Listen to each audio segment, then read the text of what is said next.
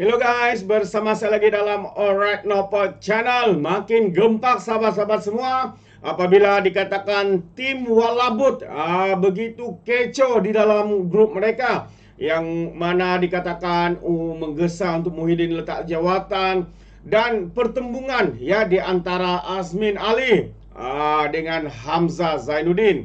Jadi banyak juga yang mengatakan bahwa Perikatan Nasional khususnya Bersatu bakal dibubarkan dengan perebutan, dengan ketidakpuasan hati ya, ketidakpuasan penyokong-penyokong maupun ahli parlimen kepada Presiden Bersatu, yaitu Muhyiddin Yassin, membuatkan sekarang ini begitu ramai ya yang telah pun memberikan sokongan kepada Perdana Menteri, yaitu Datuk Seri Anwar Ibrahim. Dan dikatakan juga bakal ada 10 lagi.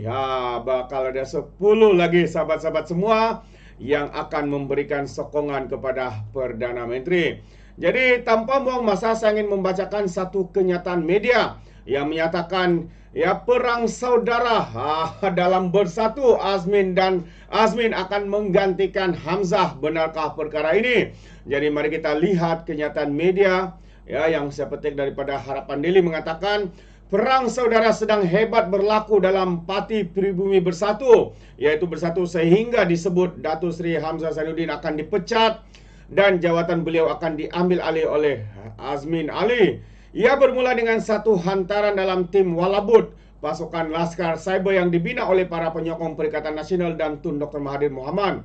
Ia disahkan juga oleh blogger Raja Petra Kamarudin menerusi siaran beliau di dalam platform YouTube. Katanya hianat, itu antara tajuk posting dalam tim Walabut itu.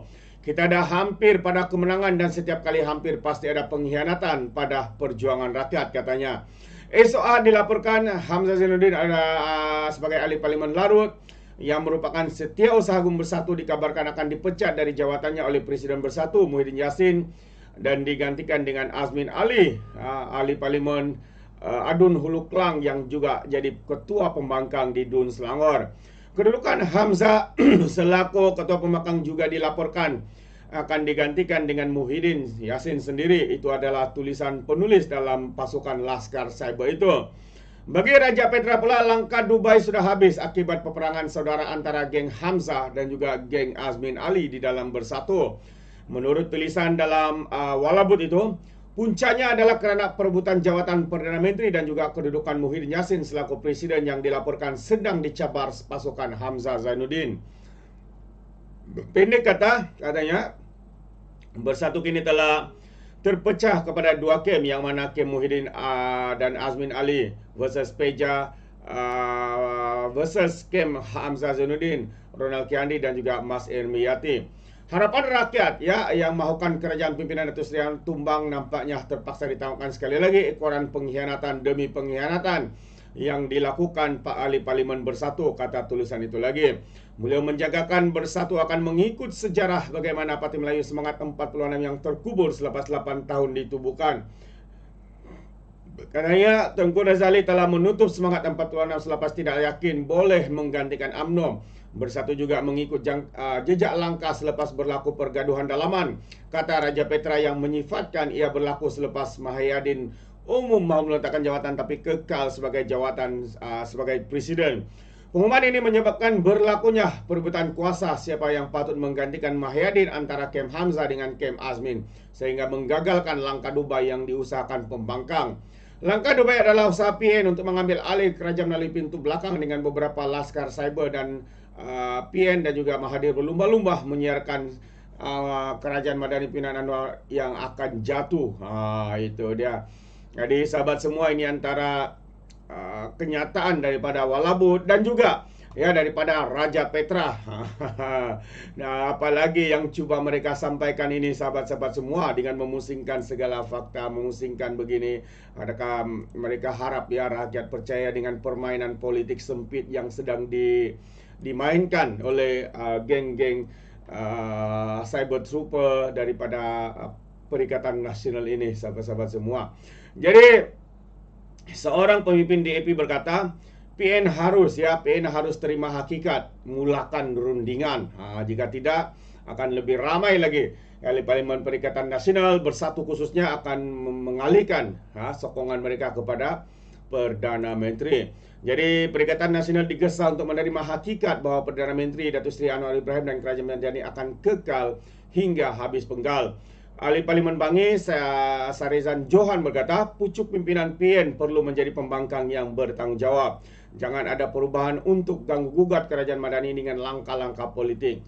Katanya, letak tepi ego, letak tepi angan-angan mahu mengambil alih kerajaan dan mulakan rundingan dengan kerajaan mengenai peruntukan ahli parlimen, katanya menerusi kenyataan hari ini.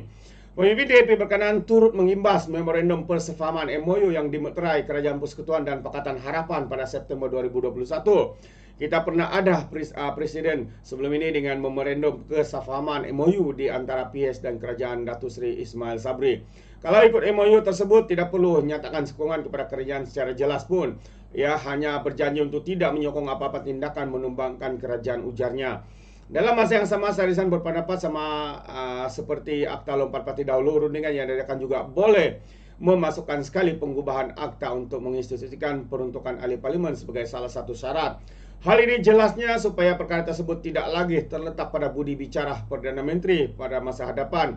Jadi marilah kita sama-sama memastikan negara ini berada di landasan yang betul sebagai kerajaan dan pembangkang tambahnya lagi.